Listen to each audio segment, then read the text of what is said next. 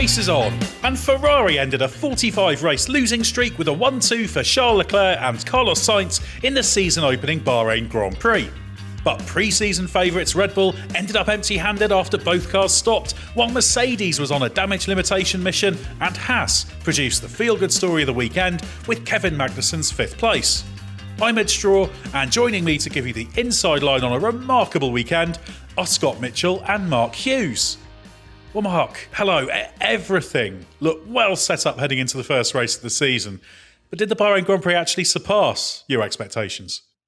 In some ways it did, because the nagging doubt I had in my head was that we had only glimpsed a little bit of the updated Red Bull's real performance, and I had a little nagging doubt that it was just going to suddenly turn up the wick in qualifying and put two cars on the front row and disappear up the road. But the Ferrari would be left looking, just like an okay car, but it's actually not that. They were genuinely very, very closely matched. So we have two top teams potentially going at it hammer and tongue, and well, it certainly did this weekend, and potentially going hammer and tongue through the year, and hopefully with a third one joining in before too long. Yep, it certainly started very promisingly. Now, Scott, these new rules are meant to be a shot in the arm for F1, but how important was it that Ferrari opened this new era with a 1-2, given that for so many around the world, this is the Formula 1 team? I think it was just more important that there was a fight at the front. I share Mark's view. I had a bit of a fear, and I know that other people did in the paddock, that the Red Bull just had not just an edge, but a pretty handsome advantage, and that's not necessarily a bad thing in the sense that no reason to want Max Verstappen not to win. It's just for a bold new era to start with one team dominating. That's not the best outcome. So to have a fight is one thing, that's fantastic, but for it to be Ferrari in that fight is just absolutely huge for Formula 1. They've been missing from the front for a couple of years. F1 has missed that.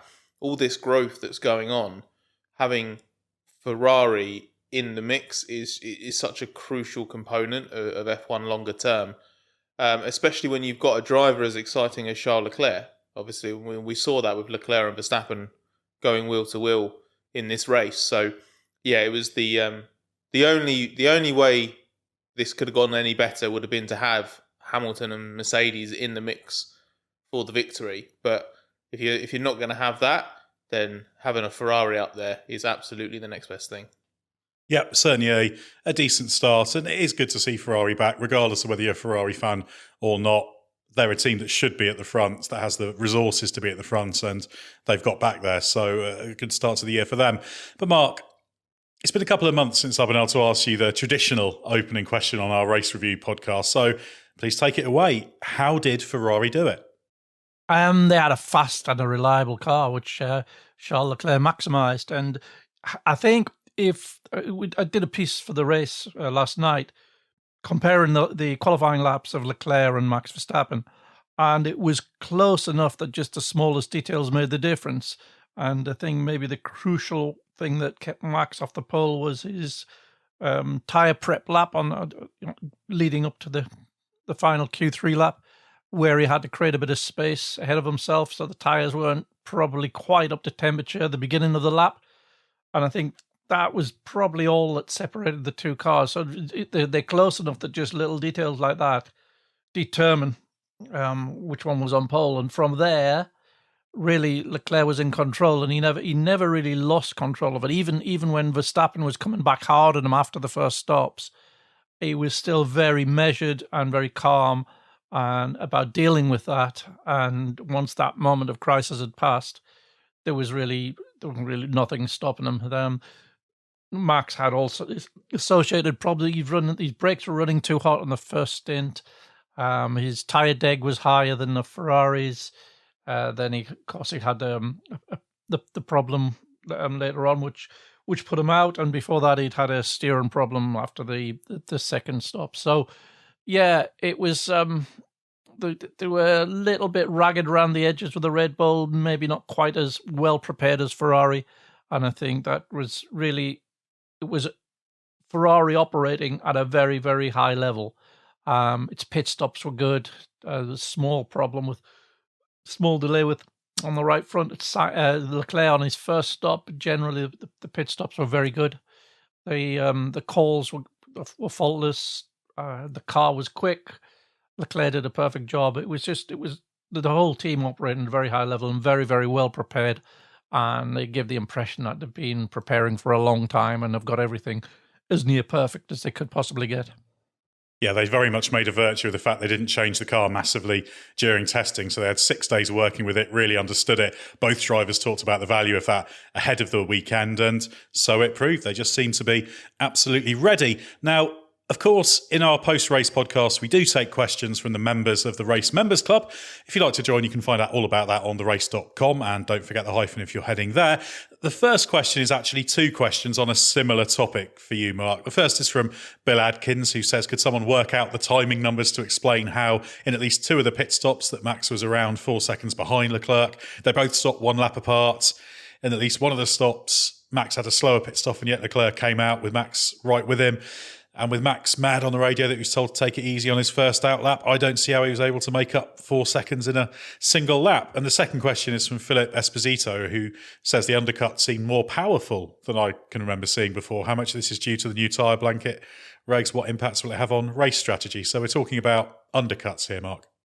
Yeah, absolutely. And the reason, and you, Philip, I think the second question, he's absolutely right. The tyre deg was greater than usual. It's always big here. It's a very, very high deg-inducing circuit in terms of its layout and its surface. But it was even higher here than it has historically been. And that's the reason the undercut was so powerful. That's the reason why the new tyres on Max, as Max is doing the outlap on his new tyres, even though he's been told don't push hard on these because you will damage them, they're around 3 seconds faster than the 15-lap old tyres on Leclerc's car as he's making his in-lap. So there's most of the gap explained. The actual stops, on the first stops, there was a slight delay on Leclerc's right front, and the Red Bull stop was a little bit quick, only a couple of tenths. And then the remainder is just because that the lap times are taken at the start-finish. So you still have a speed differential when they're at different parts of the circuit. So you've got the Red Bull flying down at 200 miles an hour as the Ferrari's coming up to speed. So that just, the last few tenths of difference are that. And that's why the Red Bull is right on the Ferrari's tail at the first corner. Yeah, it's funny, actually, because the tyre blankets were mentioned there. And if anything, the blankets being cooler, I think it's 70 degrees all round now. There was a suspicion that might actually make the undercut less effective because the tyres aren't up to temperature. I think last year it was 180 degrees, front and rear, 180 degrees, not 180 degrees all around. So a little bit cooler this year. So yeah, that's an interesting effect we saw there. Scott, we've been talking about Charles Leclerc as a driver who belongs in a title fight. Now he is leading the World Championship. It really was an imperious performance. And we have a member's question from Glenn from Ireland, who's a self-confessed Leclerc fan, and asked if we hypothetically had a 2016 Mercedes-style situation where the Ferraris were unchallenged, I would expect a comprehensive win for Charles. What's your opinion on this? I don't know if it would be comprehensive because I do rate Carlos Sainz very highly.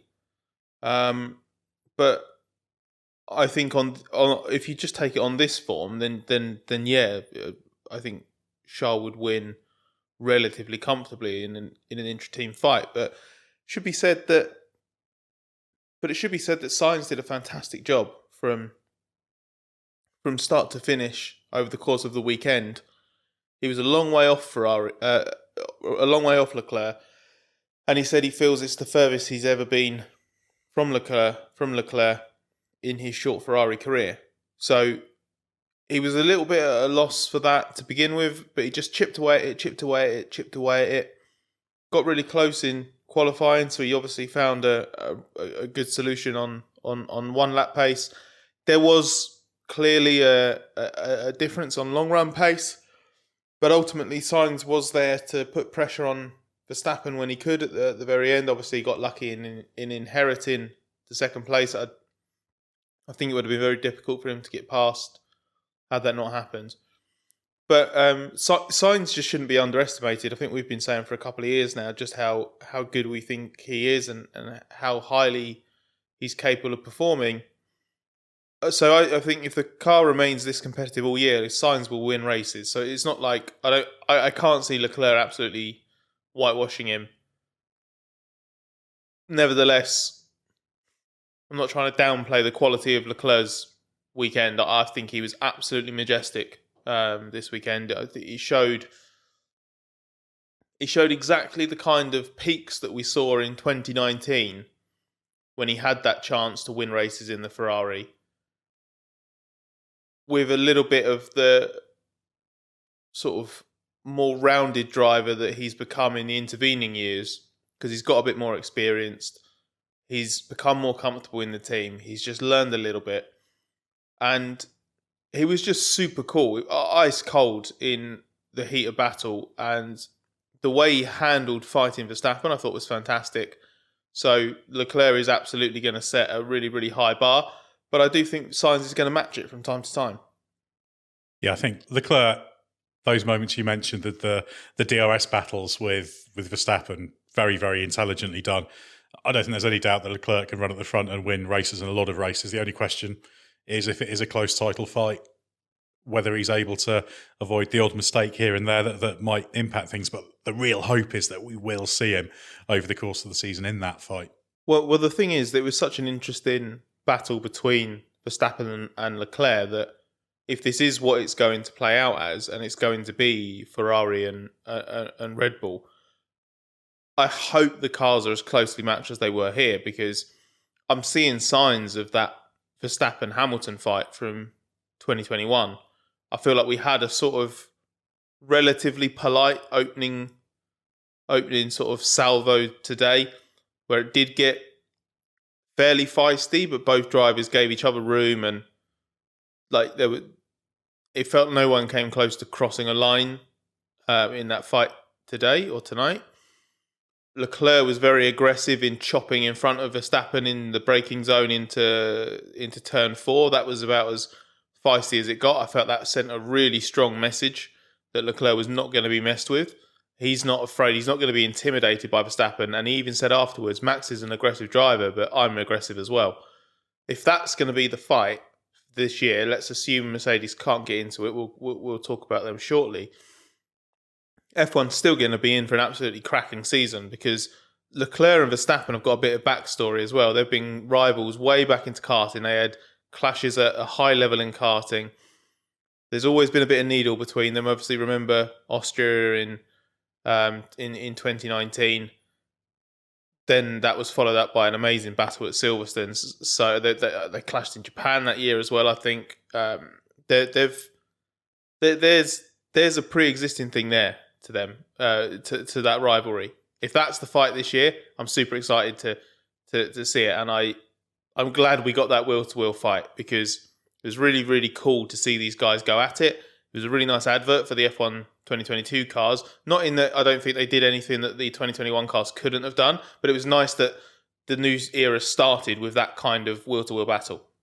Yeah, the perfect start for Leclerc, because he got pole, fastest lap, and the race win. So full house of points for him.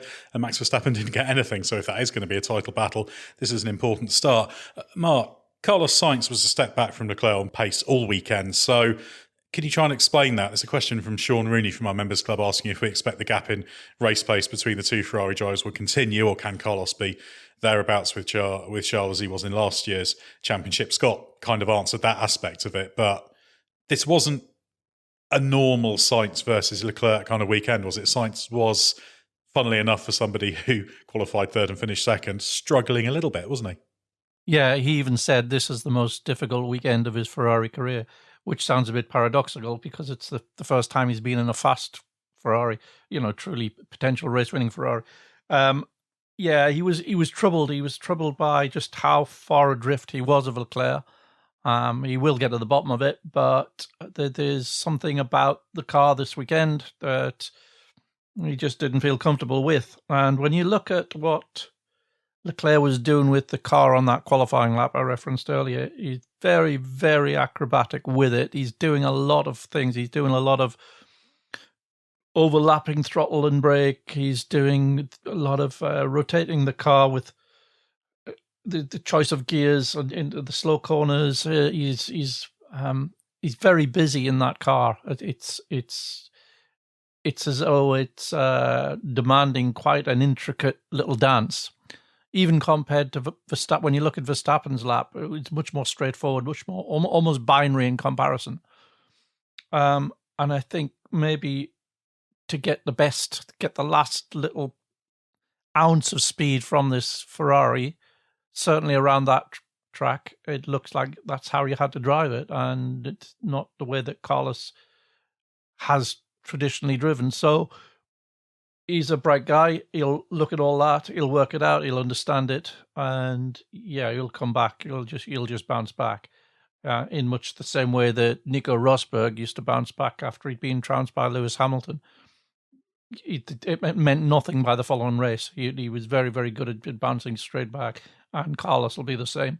So yeah, I think it's important that he does that quickly, because if this is a title contending car, he cannot afford to fall back into the wingman role. He's got to assume that Rosberg role rather than Bottas role, if you like, and it's very important that happens sooner rather than later.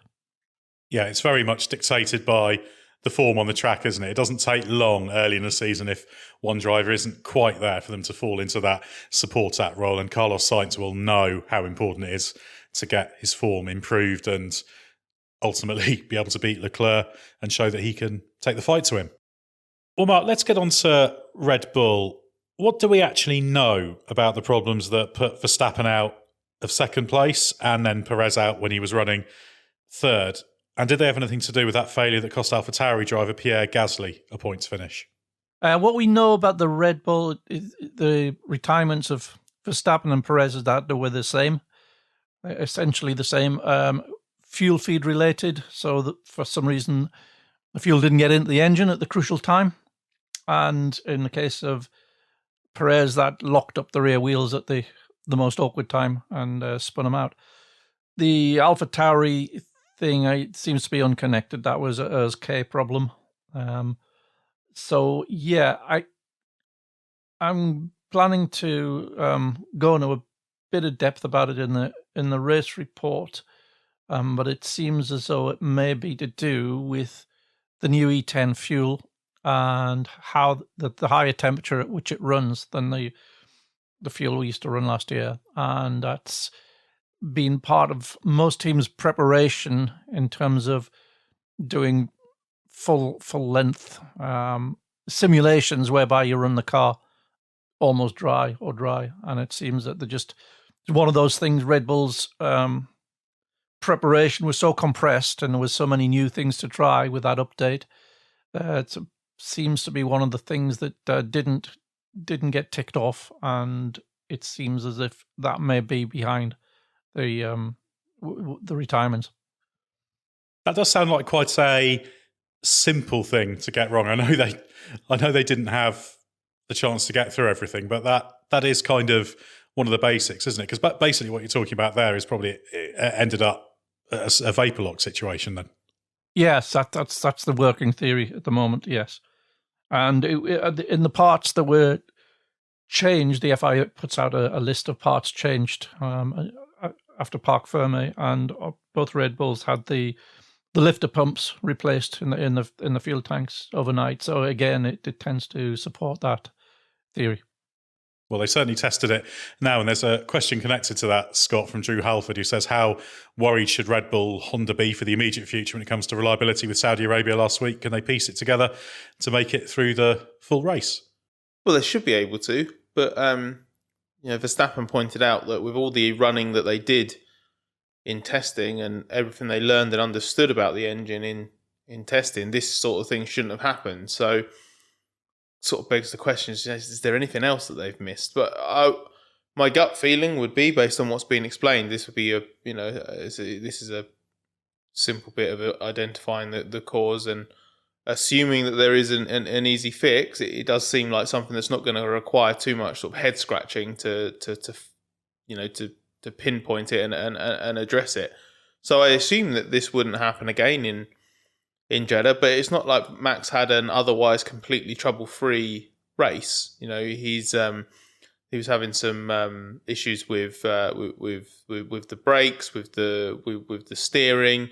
So these can all be completely it could just be a horrible coincidence. A real bad mashup of problems. The brakes related to the temperature because of the conditions in Bahrain, and the steering issue, I think they suggested, was a legacy of when the car was lowered from the front jack at the pit stop as well. Maybe they're just unlucky, and all these things happened at once. Maybe there's a little bit more sort of to it than that going. Maybe it all comes back to what Mark said, which at the very beginning, which is that the Ferrari is a much more well understood, well sorted car across the board. Maybe the Red Bull is a bit more rough and ready than it was looking when it was racking up the laps in testing. And in fairness, there were plenty of teams that were somewhat into the unknown this weekend because they hadn't done race simulations or even kind of segmented race distances, if you want to look at it that way. So there was always the chance there would be a few unexpected gremlins or oversights that would interrupt things. It just happened to be that it was the pre-race favourites and the reigning world champion in Max Verstappen that suffered. Let's move on to Mercedes, Mark. It was a weekend of damage limitation for them. That's what they called it. Lewis Hamilton and George Russell finished 3rd and 4th, which was pretty good in the circumstances. They'd have been resoundingly 5th and 6th on pace without Red Bull's problem. How deep a hole do you think Mercedes is in? It's unknowable at the moment, and even they don't know. I think everything in their simulation tells them that this is a very, very quick car, but the simulation can't include the porpoising. So, yeah, I think at the moment, at the place they have to run it to keep the porpoising under control, it surrenders way too much downforce to be able to race a Ferrari or a Red Bull, but still comfortably faster than the best of the rest. You would imagine that they will find that sweet spot, and they will find whatever trick is required to enable them to run it lower without triggering the porpoising. I would find it difficult to believe that it's fundamentally uncurable, but they've had a good couple of weeks to look at it, and they turned up to this race, and it's where did what it did. It's about 7/10 off the pace, and like you say, if there'd not been the retirements and there'd not been the safety car because of the AlphaTauri retirements that have been beaten by probably well over half a minute. So that's where they're at the moment. But it's at such an early stage in the new era of the new regulations that it's almost, you can almost imagine that one little thing suddenly switches everything on, and bang, it's where it's supposed to be. So I don't know, and I don't think even they know. But I would be surprised if it wasn't joining in at some stage. They even had a go at running on the hard tyres in the second stint, which didn't work very well because that tyre wasn't especially quick and it didn't even really stabilise in terms of the performance drop-off. So they abandoned that plan, particularly with Hamilton, pretty quickly, and the two drivers were relatively close together. But 3rd and 4th, that's not bad as far as damage limitation goes. Scott, Mike Meredith from the Race Members Club asks, if Mercedes sort out their porpoising, do you think they look like they have a tidy car? Are championships won by getting good results early in the season in a slower car? I think if they can get the maximum potential out of this car, I think they can very quickly be in fighting with Ferrari and Red Bull. But it's a huge question mark, and as Mark said, I don't think they really know. It will all come down to whether the performance that the Mercedes wind tunnel indicates is there with that package can be deployed on track or is theoretical. That's the key. I think this was an absolute just an absolute win for Mercedes as far as damage limitation jobs go. If you've got the third fastest car and you run around 5th and 6th, a distant 5th and 6th as well, and not only do circumstances suddenly elevate you to 3rd and 4th, but with all respect to Ferrari, Red Bull is the team that Mercedes will fear the most at the moment. And that team also, and the reason you get that fortunate circumstance that boosts your result and puts you on the podium is because the team you fear the most suffers a crazy late double DNF. I mean, Mercedes, that's a dream scenario for them. You think where they were earlier in the weekend, how bad it was looking on Friday, 1 lap pace and especially the long run pace. They're thinking when if you'd offered any of the people in Mercedes a podium at the start of this week, they'd have absolutely bitten your hand off. So, I mean, this is a huge result for them. But at the same time, they're just not going to get carried away and think, wicked, we've got our bad weekend out of the way. We were a bit slow out of the blocks, but it's cool because now we're going to be absolutely brilliant. So we've banked a load of points and it's only upwards from here. We don't know. They could go to Jeddah. It could work a little bit better. They could be more competitive. It could be even worse at Jeddah. The porpoising could completely wreck their chances at Jeddah because it's such a high-speed circuit and they're going to be absolutely limited by it. They don't know. They're in a process now of trying to work out exactly how they address this problem permanently, if they can. And the way it was explained to me is that they're basically reverse engineering the problem at the moment. And then if they can work it back to a point where they understand, I guess, the phenomenon a bit better, they will then be able to model it. And then they will be able to simulate it, presumably in a CFD situation, because this isn't the sort of thing you can just put the car in the wind tunnel and work out how it works. So it's going to be, I think it's going to be a really long process. How did Toto Wolff describe it? He say it's something like physics, not mystics. I think was the I think it was something like that. So we'll see. The only thing you would say is that I feel like if Mercedes came away from this weekend 5th and 6th, with Ferrari 1st and 3rd, Red Bull 2nd and 4th, you're looking like you're on the back foot already with no idea when it's going to be resolved. But if you're looking at what Mike says, championships won by getting good results early in the year in a slower car, this has ended up a really good position for Mercedes because it just gives them a platform. It gives them a bit of a buffer to Red Bull for now as well, while they try and work out what's gone on with their car. So, Wolff says it's far too early for them to even talk about the championship because it's just not a realistic prospect at this moment in time while they're working on the car. But it's 22 races left, but it's 1 race down. The clock's now ticking. So to get these points on the board, especially versus Red Bull, I think it's really, really important for them ultimately.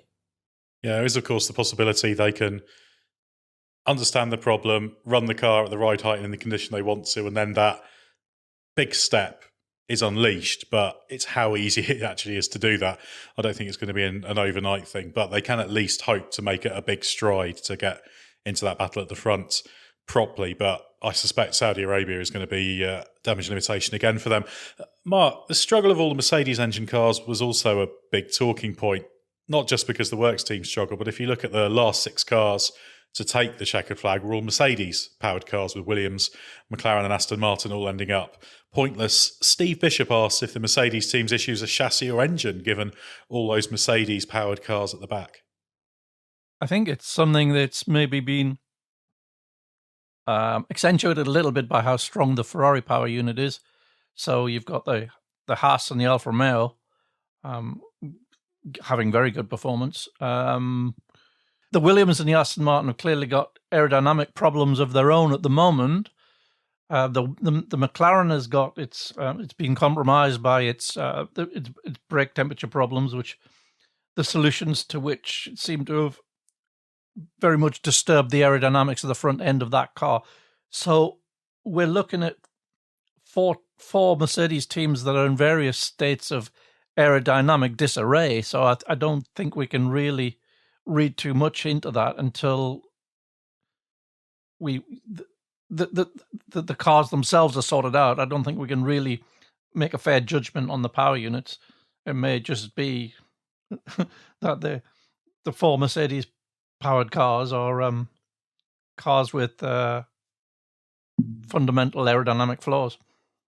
Yeah, this is something that will play out over the coming races, and we'll get an idea of whether there really is something there. It is interesting that the Mercedes power units aren't performing brilliantly. Gary Anderson did a little bit of an analysis that looked at the speed gain from the finish line to the speed trap. But of course, because there are other problems going on, obviously the porpoising creates problems on that level as well. So, yeah, we need a little bit more data to be sure of this. But right now, it's an interesting little question mark, isn't it?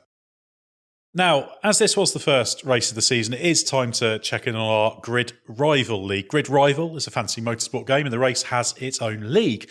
There you can take on other fans of the race and also the likes of myself and Scott. You can set up your own leagues to play with friends and that kind of thing. My team was looking pretty good until Max Verstappen hit trouble, I have to say, although I'm very satisfied with Kevin Magnussen. He was my double points driver. So 1,088 points for me. I must be ahead of you, Scott. You are not. Because real serious players of this game are at least in the 90s. I believe I'm 8 points ahead of you. So unfortunately, you've crowed earlier there. I'm afraid, Ed. You are absolutely firmly behind me. I had Magnussen as my double point scoring driver as well. I am actually surprised to be doing relatively well considering what happened to Red Bull, because they're my constructors team.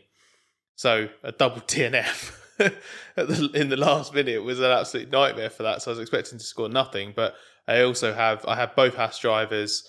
I've got Lewis and I've got Valtteri as well, and he obviously delivered a bag full of points for me. And I have race winner Charles Leclerc. So the drivers, I can't fault my drivers, but you know. That I really, really hate Red Bull at the moment. Yeah, I must admit, I thought I was going to be helped massively by the fact I had Ferrari as my team, but didn't quite work. We all did hit upon the same group of lower down the order, the price range drivers, because I had Bottas as well, and Magnussen, and Mick Schumacher I had as well. I think I had George Russell rather than your Lewis Hamilton, because he's a bit cheaper, so I thought I might try and be a little bit sneaky there. But it's a fun game, and the thing I quite like about it is you get to sign your drivers and your team for a certain length of time. So rather than just it being a completely free choice every weekend, or you're locked in for the year, you can make some judgment calls there and save a bit of money by getting on people early. I think I've got Magnussen for the first 5 races, so I'm quite pleased with that one. I have to say, well done to Spinalla, who's top of the league with a great team. Leclerc, Sainz, Bottas, Tsunoda and Magnussen. So they were all in the top 8.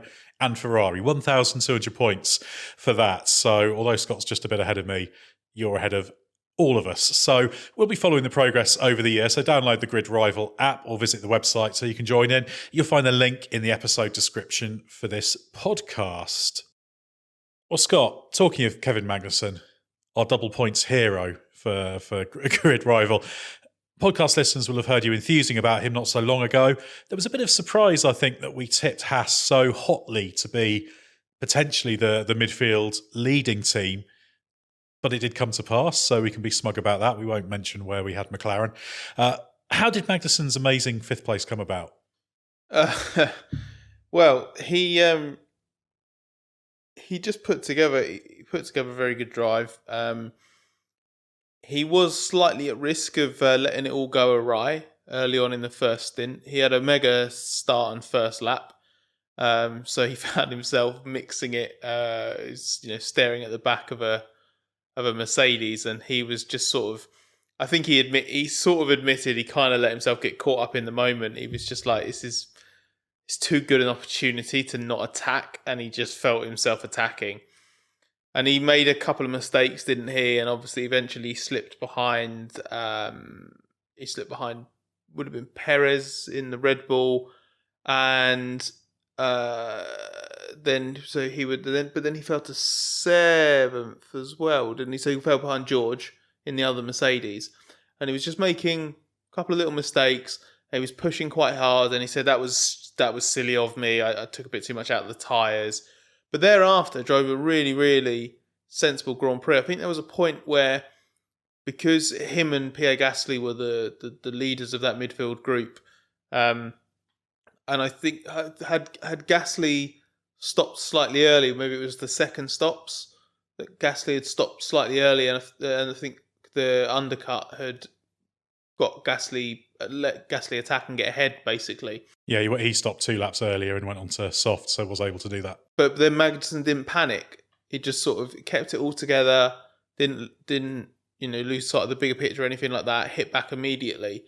And it was basically everything that sort of he'd been saying a couple of days before, which was, car looks quick over 1 lap, sure, but I actually really like how it feels over, a long run. He showed in that first stint, the first lap, he showed no signs of F1 rust at all. The first stint was maybe, like by his own admission, not ideal. So maybe a little bit out of practice there. But otherwise, just looked every inch a driver capable of getting the most out of a really good F1 car. And he's been really quick to point out, he's had nothing to do with this. He's walked back into a team that's built a really good car, and he's just applied himself properly. It's really nice that he's been able to show the caliber of driver he is, because he didn't get to do that in pretty much the last 18 months of his F1 career the first time around. So, or the second time around, really, considering this is his second comeback into Formula One. So I think it was just a really good job. It is absolutely the feel-good story of the week. It just keeps this roller coaster he's on is just it's just fantastic. I did joke to him, he now needs to pull something pretty outrageous out the bag in Jeddah just to keep this sort of upward trend going.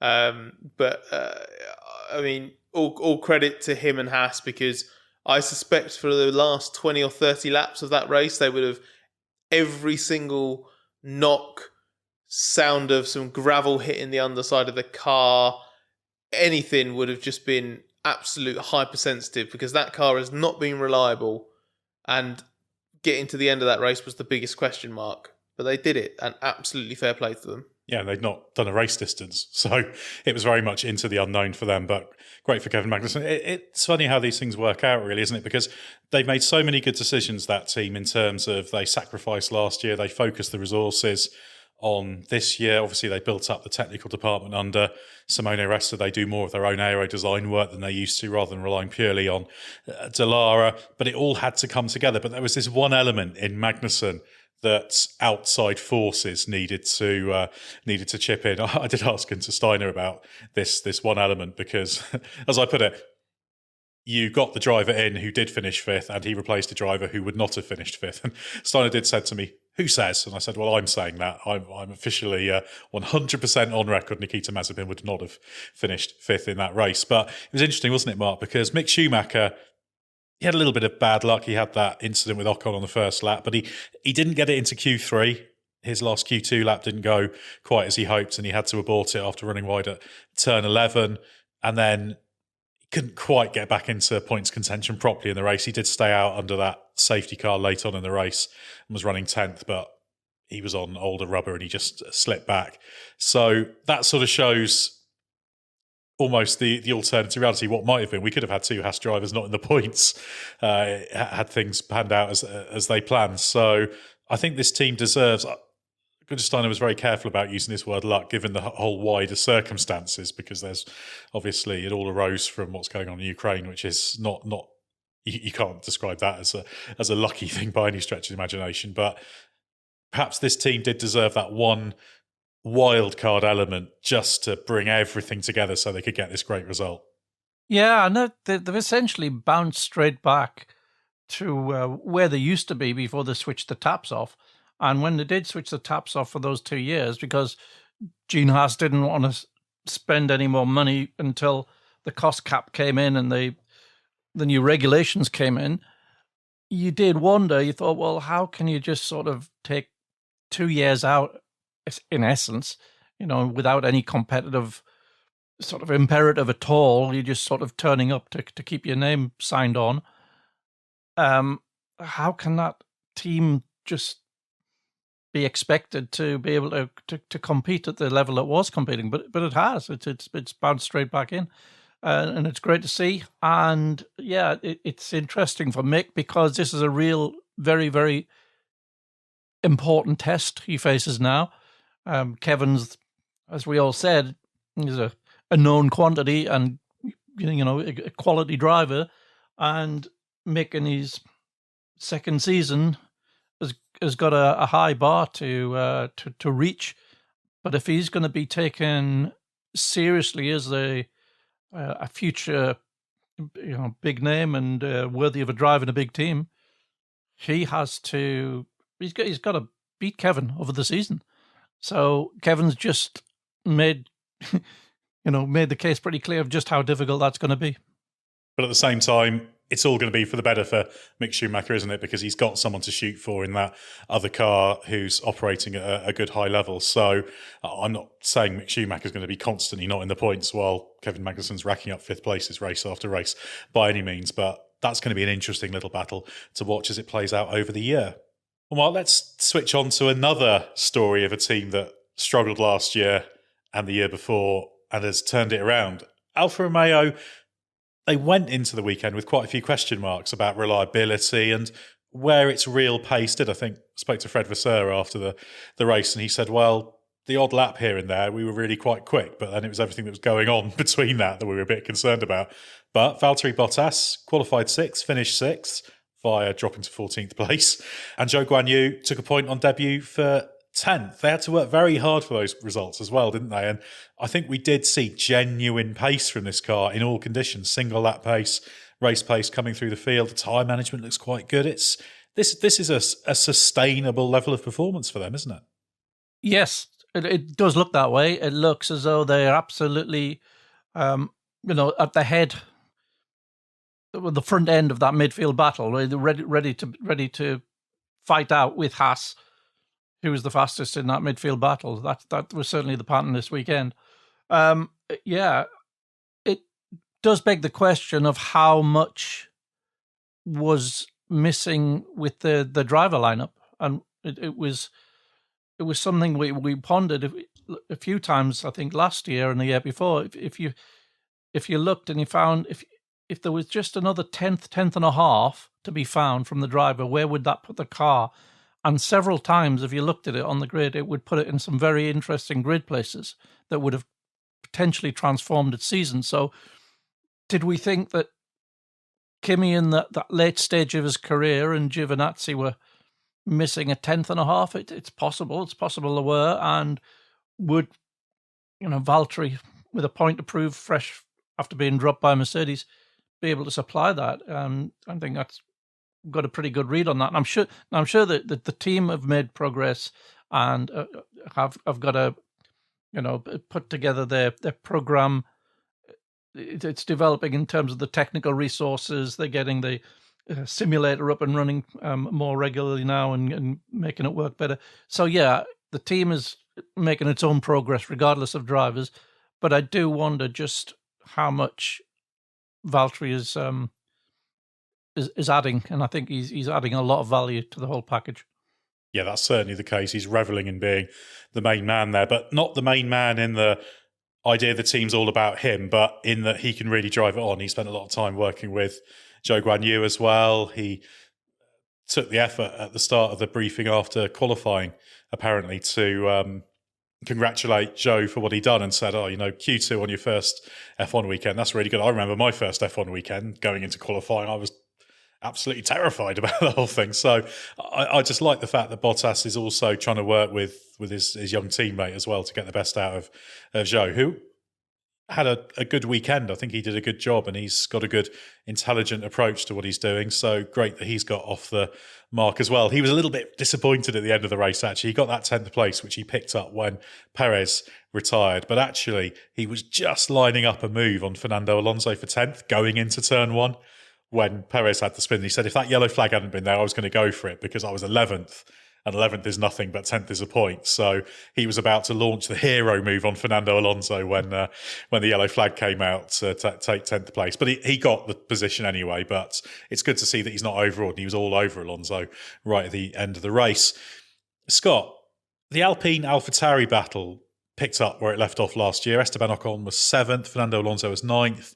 Yuki Tsunoda finished in between them. Of course, as we mentioned, Gasly was on course for, I think, about 8th place, but retired with that MG UK problem. Now, neither of those teams are quite where they want to be. They're sort of in the middle between the midfield heroes of Alfa and Haas and the midfield strugglers.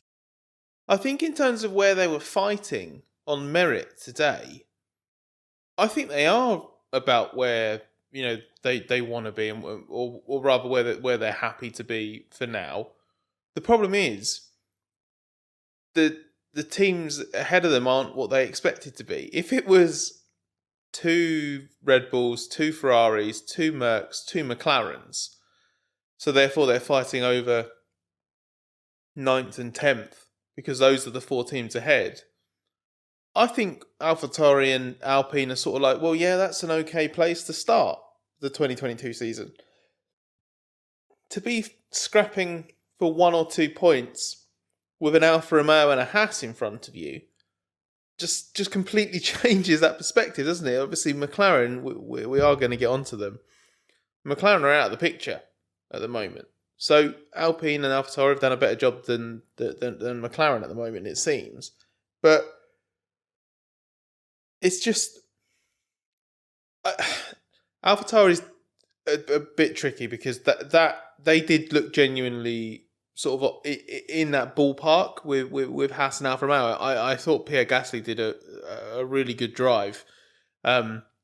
Really didn't deserve that misfortune with the suspected MGUK failure that caused that dramatic fire. But Alpine just sort of felt in such an Alpine position in that everything's different about F1 2022. And we've got new people up front. We've got different people at the back. We've got all sorts of stuff that's changed. And the one thing that hasn't changed is Alpine have a marginal Q3 car and they're fighting sort of for the scraps in the points.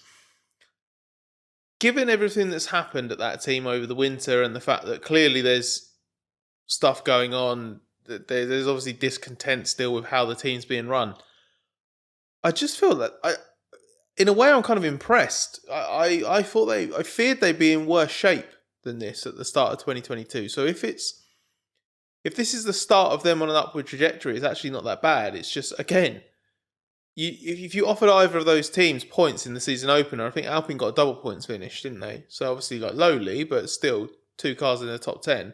They'd have taken that. It's just when you look at it and just go, oh, Haas a 3rd in the Constructors' Championship. How the hell has this happened? And you just go, it's Alpine. That's kind of how it happened, isn't it?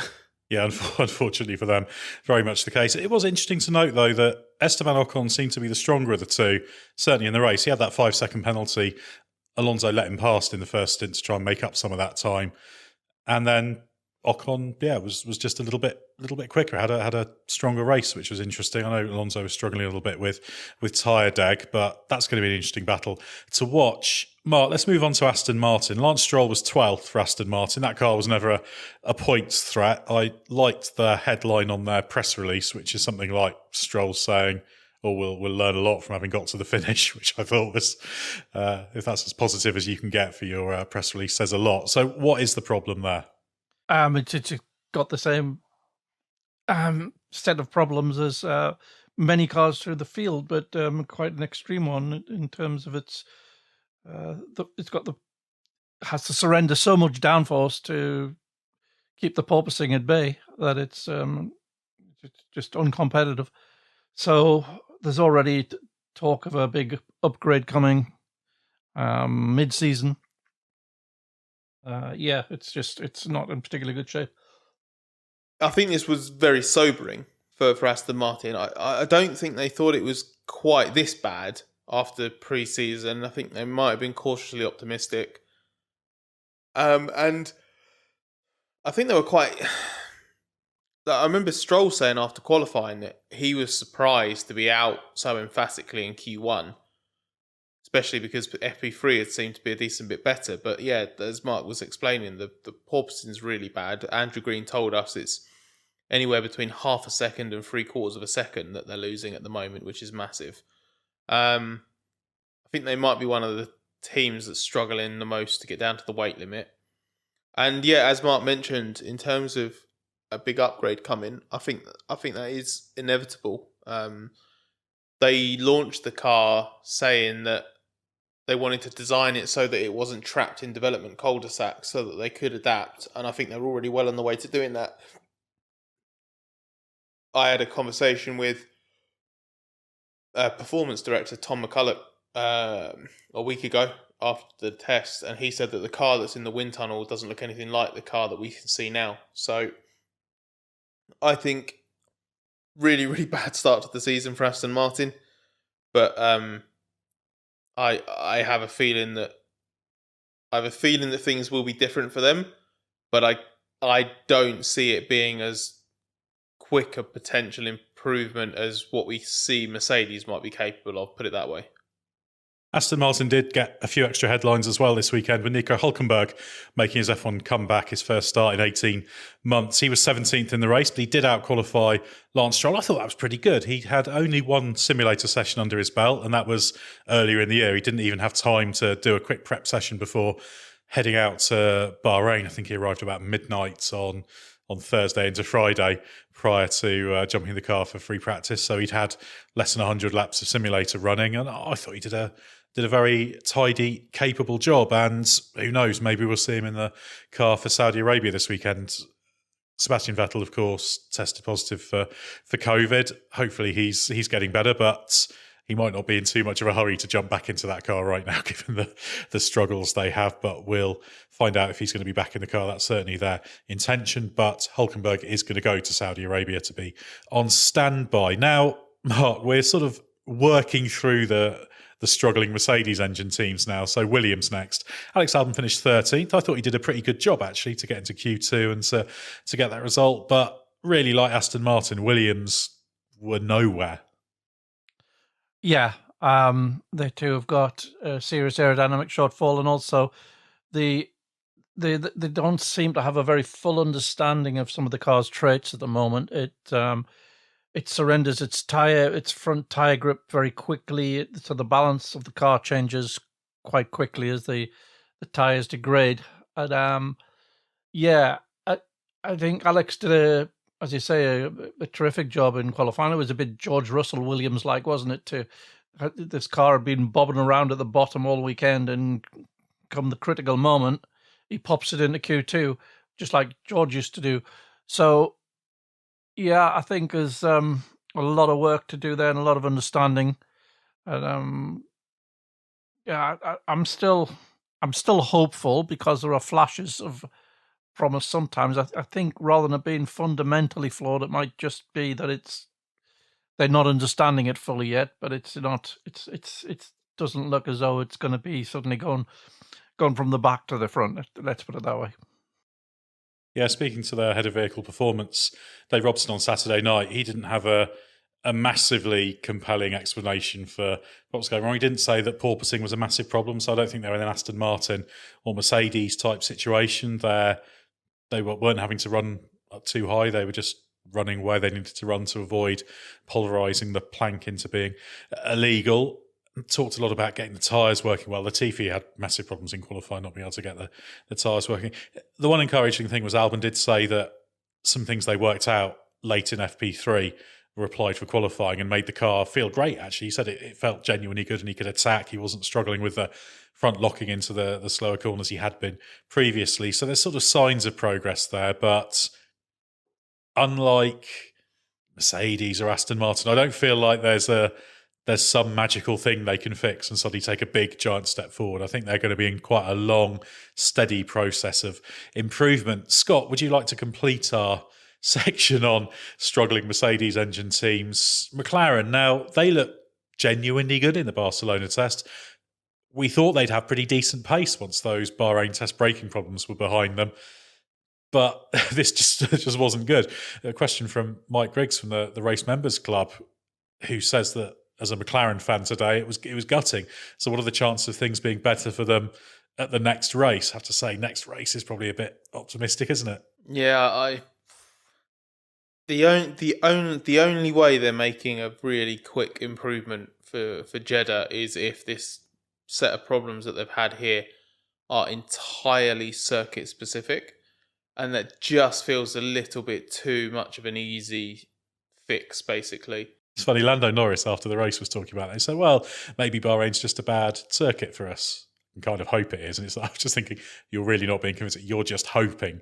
Yeah. You don't have a reason in your pocket for why this is the case. It's just a hidden hope. I get that there are certain characteristics about this track which are unique and which are perhaps not commonly replicated across the calendar, but it's not the only circuit on the calendar that has big braking zones, traction limited in places, hot temperatures, abrasive tarmac, all of that. So yeah, not convinced. Basically, the way to describe the McLaren's issue is I just don't think it's producing enough grip, and they didn't seem to know 100% if that was mechanical or aerodynamic. And it was manifesting itself in qualifying anyway, with a car that was tricky to get a lap out of, but no more so, I think, than the general trend we're hearing about the 2022 cars. So it was sort of fine to drive. It was just slow, and I think that speaks to a car that just doesn't produce enough grip, because it means that the drivers are at the limit of the car, but it feels good.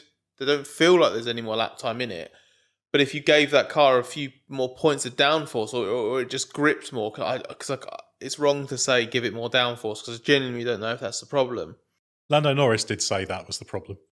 Yeah, well, he had a pretty churlish message over the team radio during the Grand Prix, where he was being given some advice on how the Mercedes drivers had brought the hards in, because they said that Russell had pushed early on in the stint and damaged the tyre, whereas Hamilton had brought it in a little bit more slowly, and it seemed to be holding up quite well. And Norris Russell banged in a lap about half a second faster than Hamilton was doing. So yeah, he did exactly that. Went too hard. And Norris was just on the hards, and he responded and said that he understood the message, but then he just followed that up with, but they've also got about 100 points more downforce, which I was like.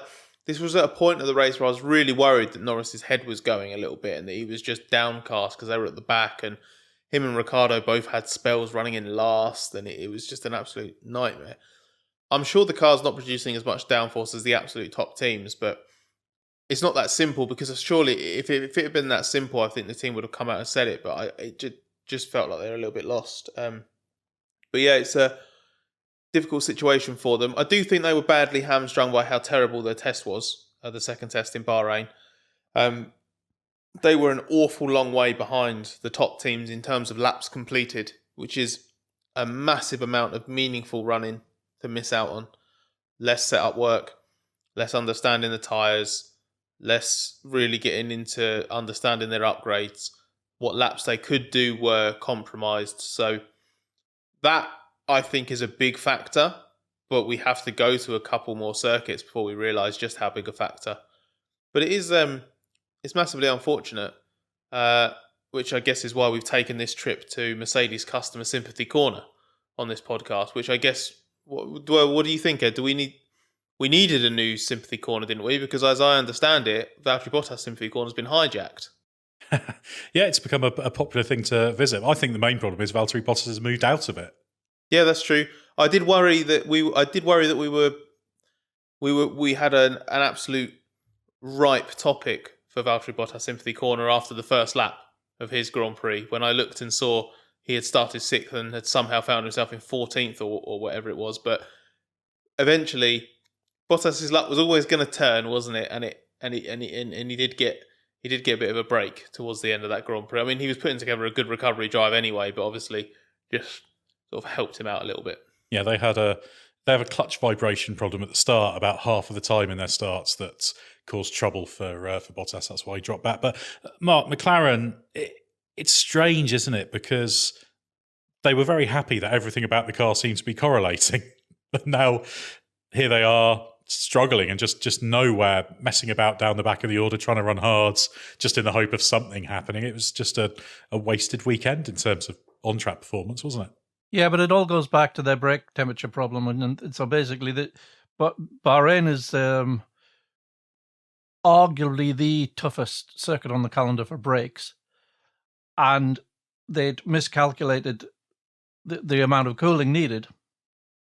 And so this is the circuit where that was revealed. They weren't struggling in that way in Barcelona, and the only way that they could fix it for Bahrain was to have a completely different front brake duct setup on it.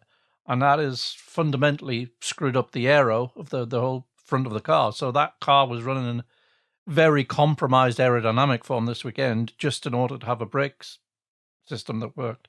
So if they can run the system that it was originally designed with in Jeddah, it might well be the case that it suddenly reverts back to the car that it looked like in Barcelona. And even in Bahrain testing, in between it boiling its brake fluid, it was still going quickly. It would lap quickly, but that was with the original brake duct. So the aerodynamics weren't compromised; it's just the brakes were compromised. So you obviously, if you've got a choice, you're going to run a race weekend, you're forced to take the aerodynamic compromise rather than the braking compromise. But if they can get it back to standard format and run without a braking problem, I think it's still. I don't think we should write McLaren off just yet. Yeah, I'd agree with that. There's a number of teams actually that is still so early in these new cars. There's some fundamental problems they're battling with that everybody's been saying they will expect a lot of volatility in the competitive order in the early part of the season, the first half of the year. So it's going to be very interesting to track that from race to race. And certainly it's going to be a long, hard season for McLaren if it's like this weekend. But yeah, they'll be hoping for some pretty rapid progress. But then again, so will everyone else. And your Alphas and your Haases will be pressing on from the firm foundation they've created. Well, thanks to Scott and Mark for your insight. It's been an amazing start to the season. Head to therace.com and don't forget the hyphen, as there's loads to read there. And also check out our other podcasts, including our MotoGP podcast and also our IndyCar podcast, as there's been races there this weekend. And if video is your thing, then head to our YouTube channel. So it's 1 down, 22 to go, and it's advantage Ferrari so far. We're going to do it all again in Jeddah next. So stay with us for everything you need to know about the Saudi Arabian Grand Prix.